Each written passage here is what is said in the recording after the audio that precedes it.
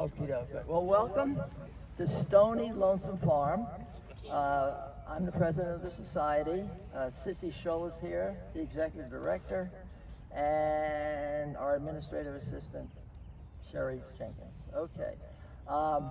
This is a nice turnout. We're very thankful for the Milanoffs who made this invitation to us. I have never been out here. I knew the Luptons who lived here for most of their life, and they also belong to our church. This is Opequon Presbyterian Church in Kernstown. And the only story I can talk about as far as Eugene Lupton was, he was known for, at about 12 o'clock every Sunday, he would pick up his wrist, look at the watch, point to it, and the minister better shut it down at that time, because Gene was going to take off and get out of his place. That's how I remember Gene Lupton. And they had a very simple life. There was no plumbing in the house. They were very, very careful with his finances. But when Jack Marquis, a couple of years ago, I guess it's been, time flies when you're having fun. He called up or sent us an email. I kind of handle the history of the church, asking me about his family and stuff like that. And I said, okay, and I wrote him back. And then we had another request from a Nicholas Marquis, and a third request from a David Marquis. None of these people knew each other. But of the three, Jack was really interested, and Jack decided to move down here. So he moved from Pennsylvania, settled in Bunker Hill, and has actually joined our church, which is really kind of interesting. We had the Vances, the Glasses, the Colvilles, the Hogues, and the Marquis, all of the original founders of the church. Jack is the only one currently who is a member of our church, which is kind of interesting. And he is going to talk about his family, the connection, how they started, how they wound up here many, many years ago. And then after that, where is Yuli? Is that him? There's Yuli's bringing out a table. He and his wife, Ruth Ann, are the owners, and they're the ones who've done all this, and I mean all this. And he'll talk about what they've done with the house and what their plans are for the house. And so let me begin with introducing Jack Marquis. Just keep it up by your chin, that's what I've been told. Thank you, George. My name is Jack Marquis. I want to thank Yuli and Ruth Ann for their generosity today. I actually stumbled across the Milanoffs. We moved down here during the pandemic, my wife and I, because we're following our children. And I moved with my job. I'm retired from the Federal Bureau of Prisons. I was a correctional educator. I ran an education department in a federal prison in Loretto, Pennsylvania. I'm originally from Pittsburgh area, and my wife is from Pittsburgh as well. And both my daughters married and moved to Winchester, and my oldest daughter has twin grandsons. And since I was living in the Altoona area of Pennsylvania, and that's not where I'm from, it was my third location moving for my job. My family's now down in Virginia. We decided, well, why don't we just go ahead and move down there? And in the process of moving down here, I see signs, Opequon. And well, of course, I'm calling it Opequon at the time. And it seemed familiar to me. And my father had done our family history a few years prior to his passing, and he gave it all out to his children. I'm the youngest of four.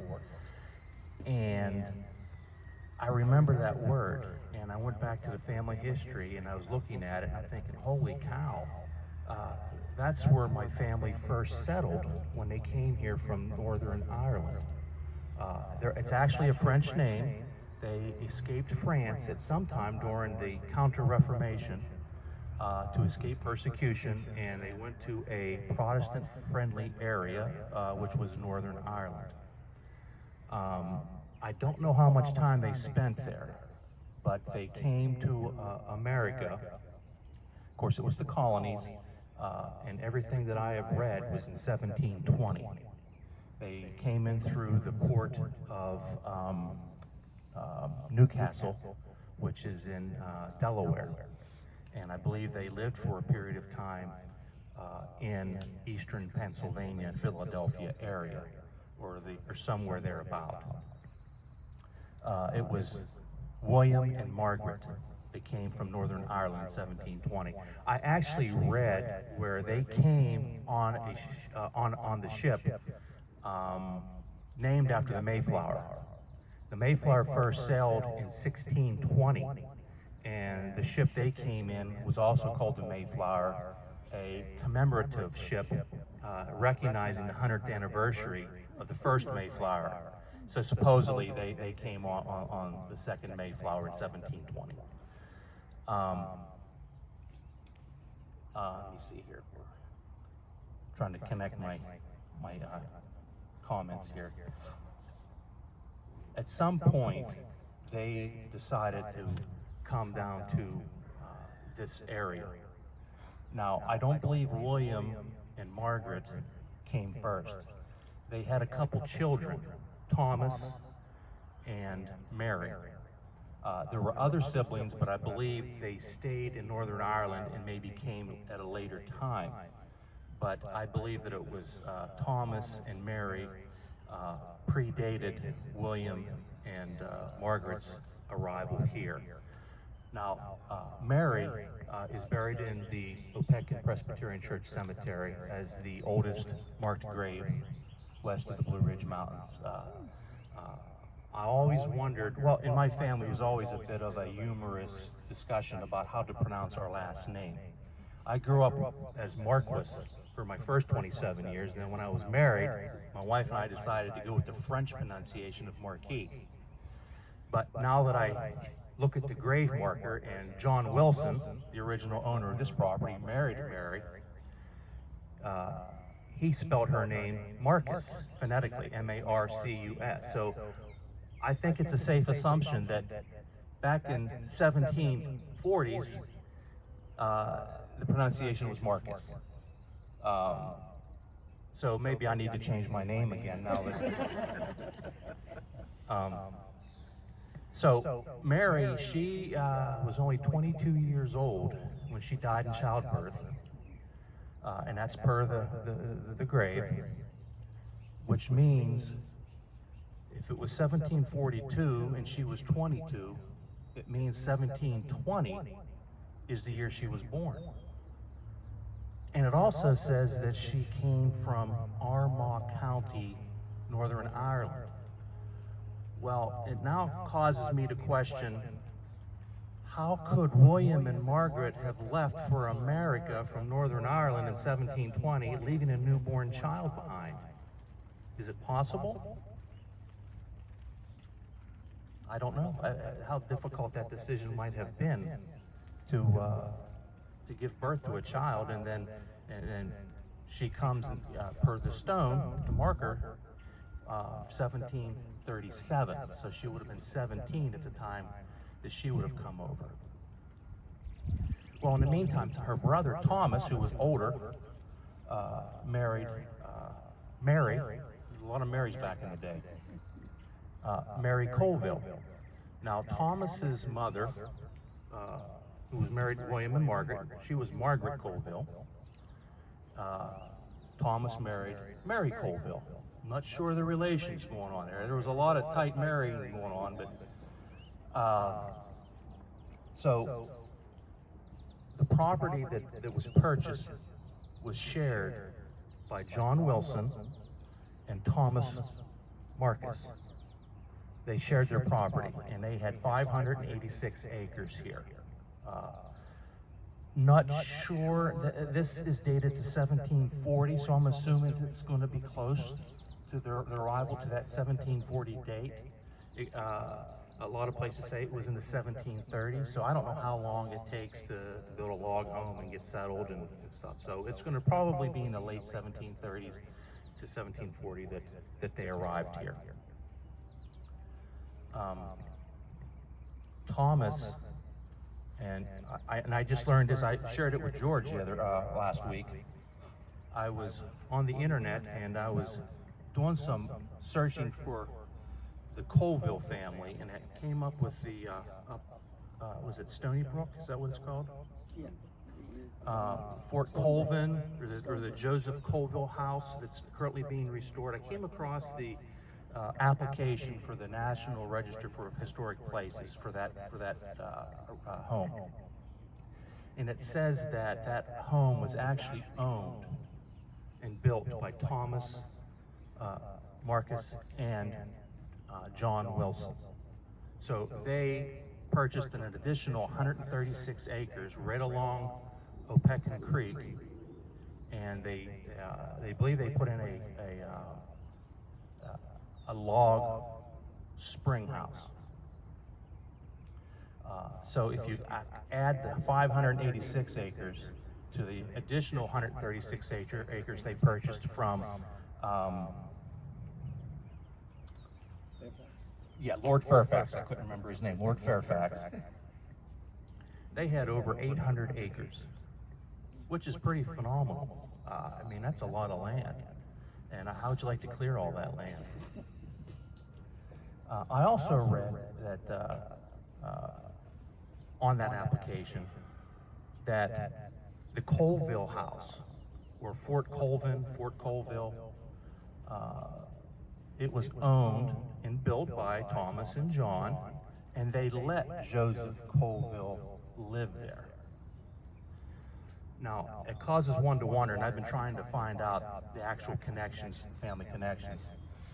But if Thomas married a Colville, all right, and Joseph Colville's wife was Elizabeth Wilson, and John Wilson's wife was a Marcus, I would say that it's a pretty good chance that they were all related.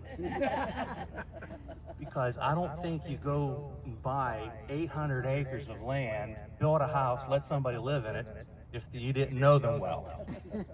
So that's kind of my philosophy or my thought process. Without having any historical evidence to back it up at this point, I'm going to keep trying. But my guess is they were all very, very closely related through marriage. So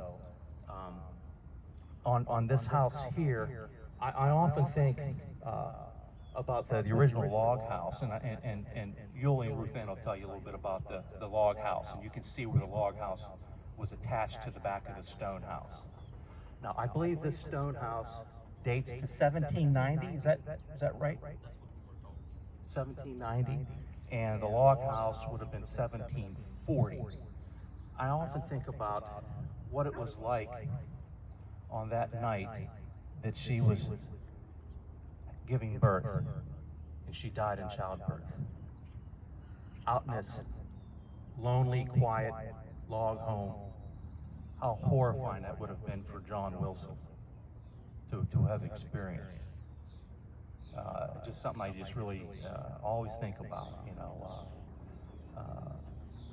And of course, he didn't have any offspring. I don't know if he remarried. I think he once said he did, but he never had any children. So, except the ones that, the orphans that he took in. there leads me into the next There part. you go. Thomas and his wife Mary had 7 children. I'm descended from the 4th. Thomas, son of Thomas. The oldest, I believe, was William. And the second oldest was James. The third oldest was John.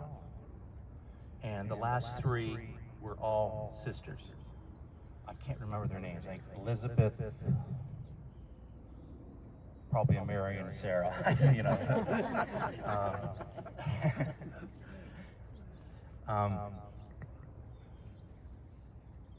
The folklore has it that Thomas was out clearing a field and a tree fell and killed him.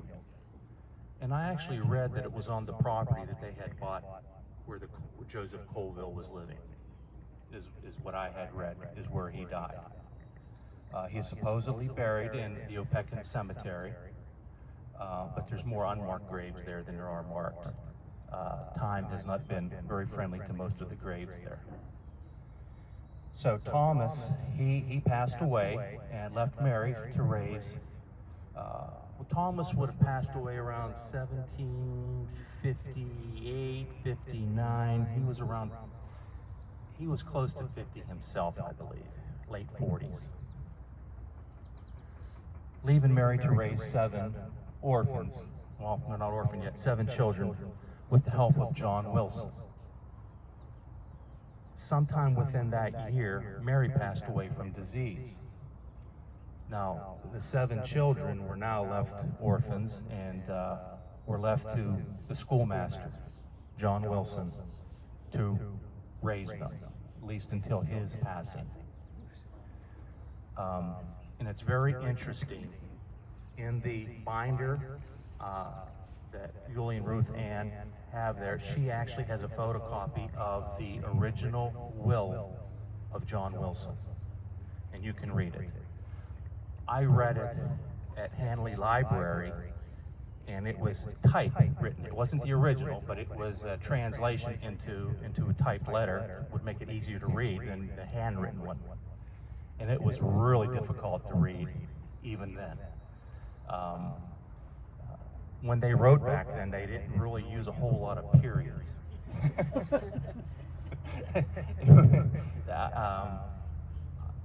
Which is fine, because he was a schoolmaster, he could do that. One of the things that I found out about the will is that I believe that he knew he was dying. Because he starts it off, I, John Wilson, of being sound mind and weak body. He also says in there, he tells those that are inheriting to please collect so much money, it was in pounds, from so-and-so for their education, that they hadn't paid him yet. So I think he knew he was going to pass if he's putting that in his will for them to collect money for unpaid education. There wasn't public education. He was a schoolmaster that you hired to do private tutoring. So my guess that he knew he was very ill with something. I mean, Lord knows all the things that we can get today, it was even worse then, you know. In the will, since he had no offspring of his own, he left half of the property to the oldest son, William. Now, when Thomas died a few years prior, I'm sorry, I have it, let me back up, rewind it, forget what I just said. When Thomas passed away, the oldest son, William, inherited half the property from his father's death. When John Wilson passed away, he left his half of the property to the second oldest child, James, under the condition that he names his firstborn son, John Wilson. John Wilson sounds like he really wanted to have some kind of heritage offspring to remember him. And James, now keep in mind, I'm trying to do the math here. They were children when they inherited this land. I believe William would have been 12, 13 years old. James was probably a year or two younger.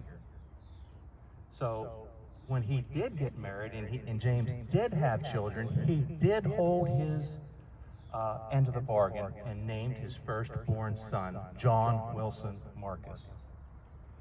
The child did not live beyond infancy and passed away. Their next child was a son, and he named that child John Wilson Marcus as well. So he held up his end of the bargain per John Wilson's request in his will. And let me see if I'm forgetting anything here.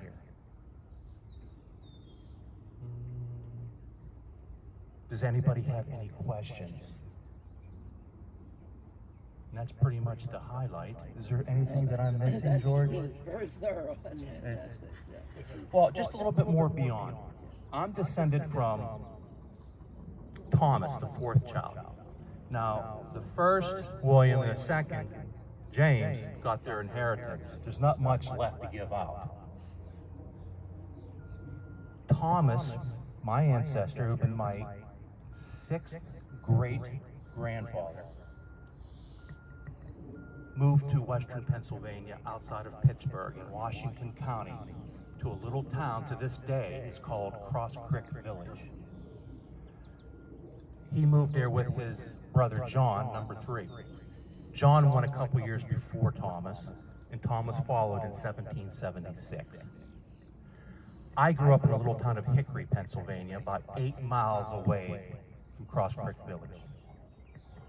And the shame of this whole thing is, as interested as I am in my family's history, and I lived only 8 miles from Cross Creek, I never visited that cemetery. I guess that's something you gain interest in as you get older, and probably don't have much time for when you're younger because you're busier. You know, you're looking to get married, and then you have children, and you move on and such. But I would like to go back again, knowing a little more knowledge I have now, and connect a little more of the family history dots between the Pennsylvania and here at Opequon.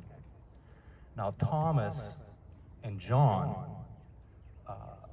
up in Pennsylvania, I guess they had some very adventurous times. The Native Americans in Pennsylvania were much more active than they were down here, and there were many cases of they'd gather a posse and go hunt the Native Americans who had kidnapped a girl from the community and hunt them down. I guess John, Thomas's brother, was very swift of foot, and on many occasions had made it to the fort for safety. There was a fort there called Vance's Fort. Does that sound familiar, George? Vance. Vance, yep, big name here. And the road that leads to Vance's Fort, or to where it in general would be located, I don't know the exact spot, is called Vance's Road. And it leads from the Presbyterian Church in Cross Creek Village out to where that fort would have been. And then those people that lived in the general vicinity would run to the fort for cover whenever there was an insurrection of Native Americans coming to raid or have a raiding party. Thomas, somewhere along the way, found religion. He went to a seminary, and he became a Presbyterian minister, and he served the Cross Creek Village Presbyterian Church for 27 years as their pastor. He was such an eloquent speaker, they say, that he spoke in musical tones, and he received the nickname Thomas the Silver-Tongued Pastor. So he's always referred to as Silver Tongue. And go home and type in on a search engine Reverend Thomas Marquis, and it'll pop right up. There will be a picture of him or a drawing. It's pretty interesting. It's cool. Here's Thomas, who's born here, moves to western Pennsylvania, goes on Indian raids. He and John were also in the American Revolution. They are recognized up in that cemetery as members, was it the Daughters of the American Revolution, as have been American Revolution soldiers. And then he becomes a Presbyterian minister. Well, A few years after my father passed, my oldest brother Jeff, was looking to get a job as a Presbyterian minister. He had found the calling, and he was ready to find his own church.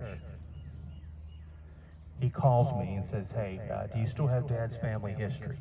I said, "Yeah." He says, Can you fax it to me? I can't find my copy." I said, "Why?" He says, "Well, I have a job interview at a church that I think Silvertongue founded. And he's going to a job interview to be a minister at that church." And lo and behold, he got the job. And it is the church that the very first service was conducted by Thomas Silvertongue Marquis as part of his evangelism in western Pennsylvania. And that was in 1792 that the church had its first meeting. And how's that for having in your back pocket going into a job interview? And so currently, since 2000, for about the past 22 years, he's been a minister of the church that was founded by Thomas Silvertongue Marquis, who was born here in Opequon, Virginia, and was the nephew of Mary, who's buried at the cemetery, who was married to John Wilson. And it's a pretty cool journey. I grew up 8 miles from Cross Creek Village and moved back down here almost 300 years later. And it's been very interesting for me to learn a little bit about the history of my family, which is also a history of our country as well. And it makes me very proud. And my wife is really sick of me talking about... I'll get together with my friends, my childhood friends. We'll get together once a year up in, a friend of mine, he has a house up in Deep Creek. And we'll get together there, and I'll say to them, "Have I told you about my family history?" No, because they get tired of hearing about it too. So, does anybody have any questions before I turn it over to Yulie and Ruth Ann? They have a true gem here, I believe. Is that not a beautiful home? It's just a gem. So, Yulie, Ruth Ann? Let me just say one thing. Hold on. Just one thing. Anybody who would like to see, actually, the Wilson grave, it's been, as I said, it's the oldest grave, marked grave in the Shenandoah Valley, actually. The interesting thing is, has heavily worn. And one of the Marquis, this is David Marquis, a couple of years ago, his father died and left us money to basically restore that tombstone. But we checked with the archaeologists and everybody else, and it's in such bad shape that you really can't touch it, or else it would disappear. So what we did instead, we got a brass plaque made which copied the wording on either side of the tombstone and placed it right next to it. So you can go to a Opequon church, the main cemetery, which is fenced. It's roughly right in the middle, and it's a sandstone. Not a sandstone. It's a very light stone, and you can see it's all been chipped, and it was hand chipped. This was not a professional stone. It's conceivable that John Wilson actually worked this thing with the chisel, because it looks like that. And over the years, most of the wording is gone, but there was enough remaining that you could still read it on the plaque that we placed next to it. So anybody wants to go by, you don't have to join the church. If you want to deposit some money, you can do that. We allow that, but certainly you can see it. So, Jack, I just have a little bit of trivia here I just wanted to share. It's trivia. When I first moved here, I tried to make a connection to each generation from my father to William, who first arrived here in 1720. And that would be 9 generations. And of those of all those men, this is just for the men, I put together their ages at death.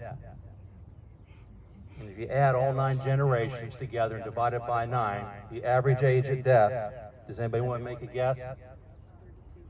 56. You're close.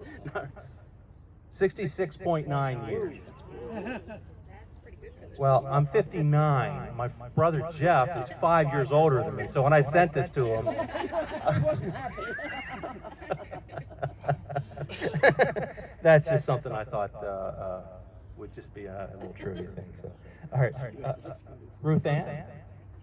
There she is. Hello, thank you all for coming out today. So we moved here, or we bought the property in 2018. We bought the 70 acres in the back, and then we purchased the 20 acres that fronted the road all the way to Middle Road in 2020. Sorry, right at the beginning of COVID, right at the beginning of the lockdowns. And so this property was all the way to Shady Elm Road. There was 125 acres originally, and so it got chopped up over time. And so we're not going to purchase that, but we were able to take about 90 acres of it. So we have the fence line here is sort of where the property was divided. So when we got here, I really love history. It's a lot of fun. I don't get enough time to research it, but it was just really cool to walk into the house and think of the lady who lived there she was 96. I think she had lived there her whole life. There was no running water. There was no indoor plumbing. She was an amazing woman. Those people were amazing people living there. I would not be able to do that. And so when we walked in, it had been preserved in time. It had been locked up for a while. And when we started moving in and out of it, things started to degrade. The wallpaper started coming off. The flooring was starting to buckle. Underneath both floors, so the log cabin was on the back side of it. They had added a kitchen, I think maybe in the 50s or the 60s. They had added on to the back of the log cabin. And all the flooring, actually there were half timbers that they had just cut. And you could still see the bark on the bottom of the first floor into the basement. The basement was flooding. It was very moldy. It was mildewy under there. I think there was a spring that just kind of liked to leak under there a good bit. So there was a lot of water damage, a lot of things. So unfortunately, we weren't able to keep the foundation. We weren't able to keep some of those things, but we were able to save one of the timbers of the log cabin, and it is over our fireplace right now. So that was built in 1740, and the log looks like it's, when you count the rings in it, it was probably another 60, 100 years old. So it's a very old log, and it was hand hewn, I guess that's the word, hand hewn, and so it was cut into it, and it was really good to be able to keep that piece of history that we were able to do. So we had to basically gut the house. If you walked up the stairs as you went in, you would pretty much hit your head. It was very short, so we weren't going to be able to keep that section. We were going to have to redo everything. Like I said, the floors were buckling. There was the whole place was kind of coming down with the heat and just the time. It was not kind. What? And snake. Okay, so I heard a story that Mrs. Lupton said, well, they don't bother me, so I don't bother them. And I think, yes, Tracy probably has some stories about that, but there were probably 50 or 60 of them in there. And they were, 5 and 6 feet long. These were, I can show you a video. I tried to catch one, and I got up into the attic, and I had my snake stick, and I was holding on to it, and I realized I was all by myself, and I had no way to put it in the bag. It was just like I got it, but it was coming after me. So I let it go, and it went its way, and I went my way, and we had another worker here that came and saved me. But there were a lot of them. They came out in the spring and just started to sun themselves all over the rafters up in the area up there. But what was really cool about the top rafters were that they were hand nailed. So they just had these little dowel rods, and they nailed them in there, or just yeah, just put them in there, and that was how the roof was on. There were no actual nails, there were just pieces of wood that had been there since 1790, I think, and it was a really good sound structure. The stone walls are probably 2 feet wide, deep. We repointed the whole outside, just because it was the mortar was coming apart. We put in all new windows. We replaced the roof, but I believe that was the same brick. Was that the brick? We had to rebuild yeah. So we've kind of rebuilt out things just to stabilize it. We didn't want it to come down, and so our next project is to build out sort of the back, make it look more like a log cabin again, and just kind of, it won't be original, but make it look similar to the way it was before. So that is all I have. We concreted the basement, so it is, you can walk down there. It is stable. We have a sump pump. Christmas morning it flooded, so my husband was down in there trying to get the water out, but we've fixed that problem. But I think we've stabilized it, so it was my intention to preserve a piece of history. I couldn't save it all, but as much as possible.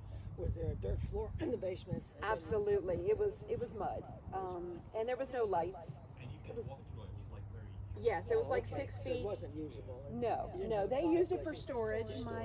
My son found like a medicine bottle, which was closed. We found some cherry preserves, or it was a drink of some sort. We tried it, we spit it out, but I think that was like from the 80s or 90s. It was like, regular jars, but we kept the medicine jar, and I don't know where he put it. I think it's in his closet, but we weren't going to try that. We didn't know when that was from. It was like one of those dark old black bottles, and we have a rusted, like a little sewing machine base where you would get the little pedals.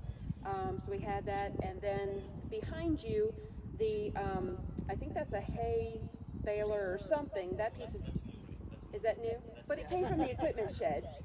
Yeah, we repainted it and took all the rest off. But it was here when we moved here. We did keep the equipment shed all the way back up there. The one on the left, that was in the pictures. That was there. That was built, and then where our house is standing is where the barn was. Unfortunately, we were going to try and preserve that as well, maybe make a wedding venue out of it or something like that, but it was very large square beams, and most of them were rotted out, or termites had gotten to them. And so it was going to cost an excessive amount of money to do that. There was cables, if you look in the pictures, there was cables kind of holding it up, and so we decided to build a home there instead. If you walk that way, it is a gorgeous view down the valley. It is, I think, one of the best views I've ever seen. So that's why if you get up on a mountain, maybe better. But it's good enough for 5 minutes out of Winchester. So, any questions? What are your plans for the building? Well, I know there was some talk about like an Airbnb or a guest house, or I don't know whether our parents are still alive, so they may need, we're going to make it ADA compliant, so that we'll probably put a main level bedroom in there that is accessible by pretty much anybody. So it'll be one level living, and then maybe an open room up top. That's where the bedroom was there, and then the dining room was here. In the log cabin itself, there was like a sitting room, and then you had like little private stairs or back stairs that could go up to a loft. Unfortunately, when I walked in there, I thought somebody had died. It was like, I don't know, they spilled red paint or something. It was pretty bad up there. There was the whole section of the ceiling had come away. My father grew up in Pennsylvania, and he said that there was horsehair. The lathe and the horsehair insulation was in there, and it reminded him of his house that didn't have much insulation. It was not very warm in the old house that he lived in. So it brought back memories of pretty basic standards. It was not a luxurious house. Looks great. You sent me, remember, some videos of the house before. Yes. Now the log house, the logs were exposed on the covered porch area, Yes. and it looked like they were flush against each other with no chinking. Was it like that for the whole house? No. Or was there chinking to the house? I believe that there was chinking in the house. So what they had done is they had put siding over. So as you're looking at the house here, the log cabin was inset and then kind of ran along out towards the road there. And so they had put siding all on the left side of the house, on the back side, and then they had like a covered porch area where it was screened in and everything. And so when you went inside that screened in area, you could definitely see the logs. And then there was a cistern here. They pulled water out of the cistern. There was piping that came down from the roof and put water into the cistern. So they just got rainwater for water. And so if you went in where you could see the cistern area, you could see all of the beams exposed. And so they did have some chinking in there. But again, it probably was more preserved on that side, but the flooring was just, it wasn't very good. And so... And it was a 2-story log? It was a 2-story. It was one, yes, there's some pictures in there. It was a 1 floor with a loft. And they were sleeping above the loft. And they were sleeping above the loft, yeah. So if you think 7 children in one room with just a loft for everybody. Did you have the log cabin dated? To date that technology? We did not. But it was 1740 was the understanding, was that it was built around there. Yes. Yeah. So it was very interesting. I would come in here 2 or 3 times a week and just kind of walk around, and my husband wouldn't set foot in because of all the snakes. So yeah. But little secret doors, and there was a bunch of newspapers that we found ranging from the 1800s to the 1950s, and there was some crates or some big luggage, those like the yes, and those were upstairs in the all the way in the attic. So it was a neat piece of history. Did you have to replace stones or just repoint them? On the other side, if you walk around the other side, when they tied, so the log cabin was here first, and then they added the stone house to it. And so when we first came in, you could see that the log cabin opening was here, and that was probably a side door. Maybe they just opened it up, and then they kind of smushed the stone house right up against to it. So you kind of had this 4-foot opening instead of the 2-foot opening. They just added it to it. So they weren't able to point the stone that they put up against the house. And so when we took the log cabin away, then we had to point, and add in, because you had openings there, we had to add the logs to it. So you can see discoloration on that side. So what we're going to try and do is mask that discoloration and add the addition onto that side and cover that up. And you can also see where they painted the whitewash, where they did the covered porch and they painted it. You'll see a portion where it's kind of white. They also, I think in the 50s, they added a front porch here, so you can see the outline of the columns on either side you can see kind of white paint there on either side. So those were the columns that they kind of stuck onto the house. And there was an overhang, and then there was a concrete pad. Again, that was, I think there were snakes under there, and it wasn't very stable. So we had to take all that off, and it wasn't historical to the house, so we just removed it. There's pictures over here with it on and with it off. So they just kind of added that as an addition at some point. Since there was no plumbing, was there an outhouse? Yeah, so you'll see, there was so many little buildings, and I thought, oh, those have got to be the outhouses, or one of them has got to be an outhouse. But there was like a smoker shed, or like where they would smoke meat. And they had other little sheds, but actually it looked like an office. It was a fairly large building. And just, you walked in, and you went over to the left, and out of this whole big room, it was probably, I don't know, it was a very good sized room, and they just had this little, what? At least 20 by 20. 20 by 20. Yes, it was a fairly large room, and there was just this little. Tracy maybe knows more about this stuff. Oh, I don't think he knows about the outhouse. I won't put you on the spot for that, Chase. But there was just this little toilet in the corner, and she had a fireplace or a chimney right beside there. So I guess she would, get the fire going, warm up the room, and it was an incinerator. It was probably from the 1950s. It looked really old, but that was where she would go to the bathroom. But there was actual outhouse that we tore down. That was like right where Jack's pickup truck is. Like. Was that an outhouse? There was outhouse. Well, there was a whole. Okay. That's one of the first things we removed. Oh, that was one of the first things we removed was the old outhouse, and then she moved and she upgraded. But there was, I think they had looked into getting it on the National Registry before, and a lady had come. I met with the lady because we were thinking about it as well, and she came and she said when they arrived in the 1970s, Frances Lupton said that they were unable to come in because this Maggie Madigan, who actually owned the property in 1920, who actually bought the property with her husband, she was unwell and not inclined to meet strangers, was the wording that they had put into the document.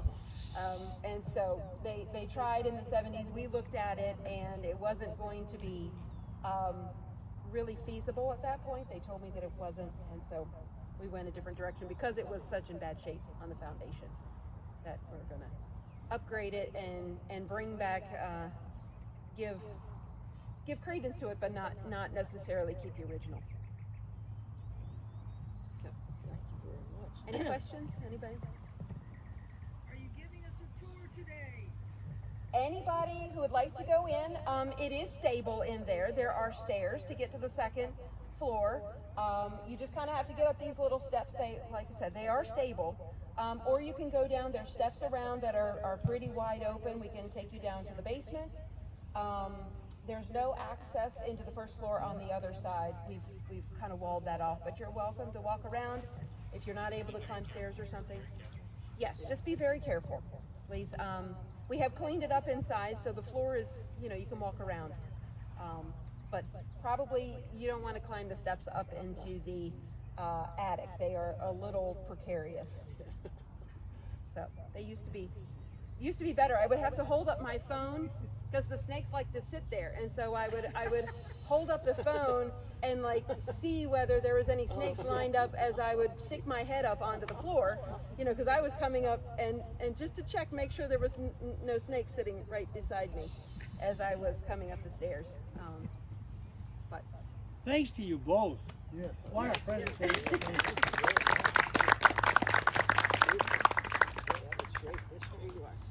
But you're welcome. We've got pictures there that there is one that has the headstone of Mary from the oldest headstone. There's a picture of them, and then some pictures over the years. So they were given to me by one of the heirs of the property. So you're welcome to look at them, and you're welcome to come inside if you'd like to. Thank you.